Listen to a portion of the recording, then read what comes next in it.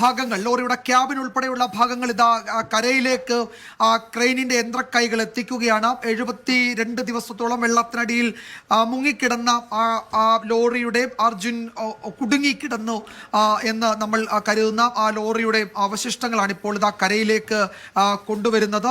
കാണാതായി 72ാം ദിവസമാണ് ഷിരൂർ മണ്ണിടിച്ചിലിൽ ഈ അർജുൻ ഉണ്ടായിരുന്ന ആ ലോറിയുടെ ഭാഗങ്ങളും കണ്ടെത്തുന്നത്. കോണ്ടാക്ട് പോയിന്റ് കേന്ദ്രീകരിച്ച്, അതായത് കോണ്ടാക്ട് പോയിന്റ് 2 കേന്ദ്രീകരിച്ച് നടത്തിയ വലിയ തെരച്ചിലാണ് ഇന്നതിൽ നിർണായകമായത്. ലോറിയുടെ ക്യാബിനിലായിരുന്നു മൃതദേഹം ഏതാണ്ട് കുടുങ്ങിയ നിലയിൽ കണ്ടെത്തിയത്. 72ാം ദിവസം പുറത്തെടുക്കുമ്പോൾ എന്താണ് അതിൽ സംഭവിക്കുക എന്ന് സ്വാഭാവികമായും നമുക്കറിയാം. അതുപോലെ തന്നെ ജീർണിച്ച നിലയിലായിരുന്നു മൃതദേഹം.